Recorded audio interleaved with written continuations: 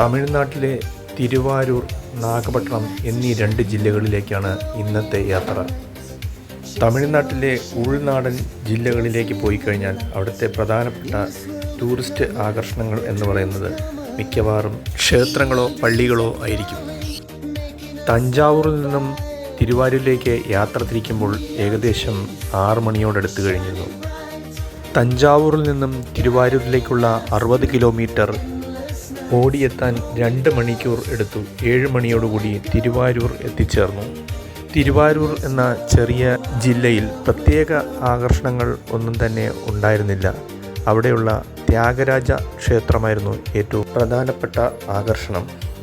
ഈ ക്ഷേത്രത്തിലെ തേരാണ് തമിഴ്നാട്ടിലെ ഏറ്റവും വലിയ തേരായി കണക്കാക്കപ്പെടുന്നത്. കർണാടക സംഗീതത്തിലെ ത്യാഗരാജ മുത്തുസ്വാമി ദീക്ഷിതർ, ശ്യാമശാസ്ത്രി എന്നിവരുടെ ജന്മസ്ഥലമാണ് തിരുവാരൂർ. തിരുവാരൂരിൽ മറ്റ് ആകർഷണങ്ങൾ ഒന്നും തന്നെ ഇല്ലാത്തതിനാൽ അതിന് തൊട്ടടുത്ത ജില്ലയായ നാഗപട്ടണത്തിലേക്ക് യാത്ര തിരിച്ചു. തിരുവാരൂരിൽ നിന്നും നാഗപട്ടണം വരെ 26 കിലോമീറ്ററാണ് ദൂരം. നാഗപട്ടണം ജില്ലയിലെ പ്രസിദ്ധമായ ഒരു ക്രിസ്ത്യൻ തീർത്ഥാടന കേന്ദ്രമാണ് വേളാങ്കണ്ണി. രാത്രി 10 മണിയോടുകൂടി വേളാങ്കണ്ണിയിൽ എത്തിച്ചേർന്നു. ഫാമിലിയായി വരികയാണെങ്കിൽ നമുക്ക് താമസിക്കാൻ അവിടെ 2-3 നല്ല ഹോട്ടലുകൾ ഉണ്ട്. അവ hotel sea gate, VPN residency എന്നിവ. സിംഗിളായിട്ടാണ് വരുന്നതെങ്കിൽ ഈ ഹോട്ടലുകളിലൊക്കെ റൂം കിട്ടാൻ പ്രയാസമായിരിക്കും.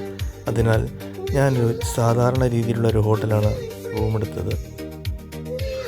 ബേ ഓഫ് ബംഗാളിൻ്റെ തീരത്തുള്ള അവർ ലേഡി ഓഫ് ഗുഡ് ഹെൽത്ത് എന്ന വേളാങ്കണ്ണി ചർച്ച് വർഷത്തിൽ മുഴുവൻ സമയവും ഭക്തരെ കൊണ്ട് നിറഞ്ഞിരിക്കും.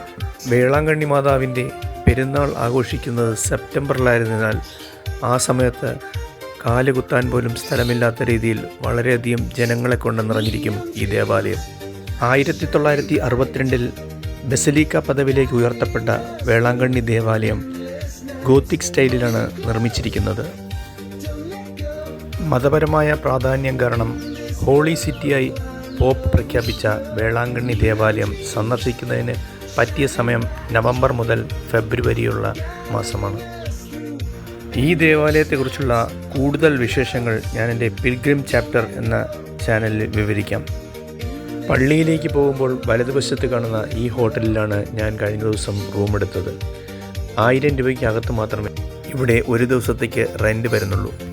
ഒറ്റയ്ക്ക് താമസിക്കാൻ ഇവിടുത്തെ സൗകര്യങ്ങൾ ധാരാളമാണ്.